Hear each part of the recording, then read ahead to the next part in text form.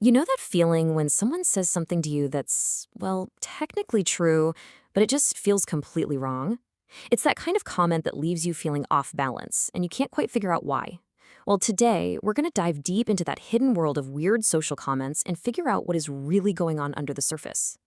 So let's start with two real-world examples. On the left, something you might hear in Canada, and on the right, a comment you might hear in India.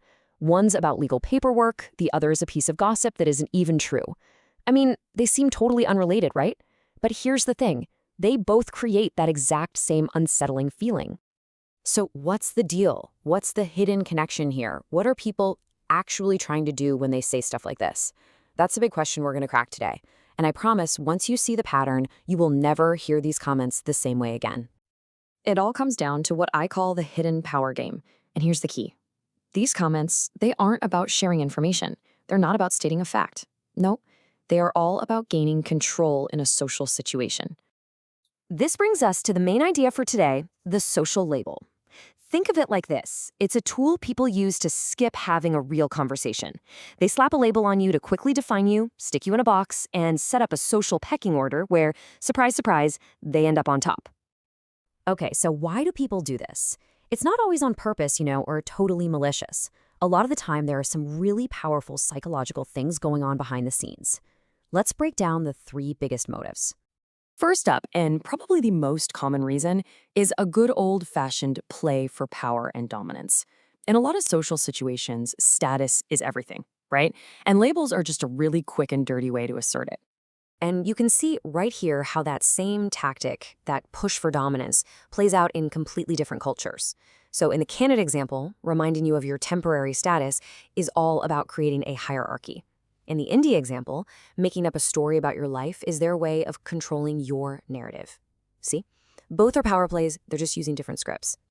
All right, the second motive is all about anxiety. Specifically, it's about people taking their own insecurities, their own fears, and basically just dumping them onto you. So, what exactly is psychological projection? Well, it's a defense mechanism.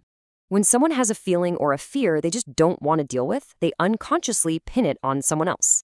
It's kind of like offloading your own emotional baggage onto the nearest person.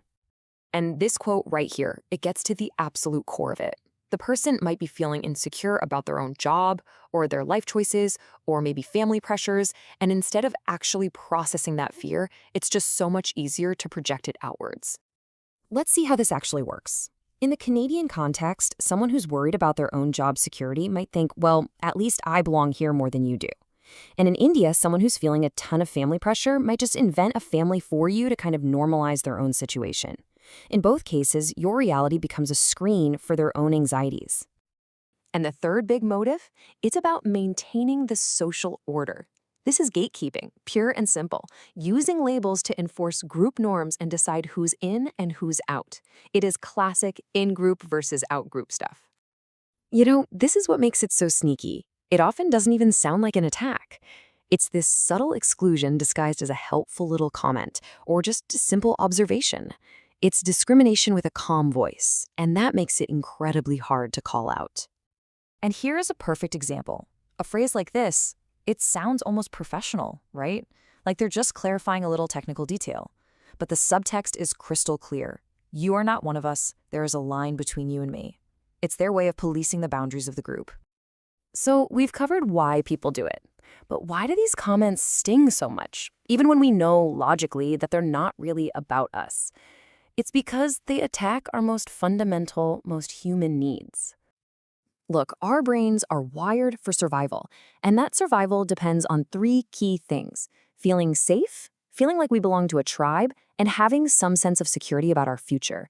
A social label threatens all three of those at the same time. And that's why it hurts so much.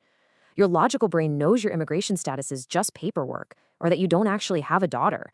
But your emotional, primitive brain, it hears something else entirely. It hears, you are an outsider. You don't fully belong here. And that registers as a deep, primal threat. Now, understanding all this is powerful, but knowing how to respond, that's empowering. You do not have to just sit there and take these labels. So here is a simple 3-step framework for taking back control of the narrative with dignity. First, the calm boundary. This is a simple, flat statement like, yes, I'm aware of my status. No big explanation needed. Second, the neutral mirror. You gently point out how irrelevant the comment is. Something like, that's an interesting thing to focus on. This subtly shifts the spotlight back onto them. But the third step, the internal reframe, that's the most crucial one for your own well-being. And that brings us to the single most important takeaway from this whole thing. When someone throws a social label at you, you have to remember you are listening to a story about them, not a final verdict about you.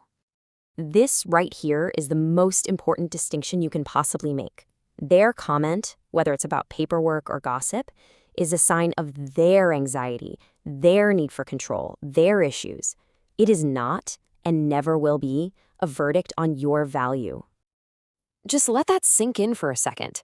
A piece of paper from the government does not determine your worth.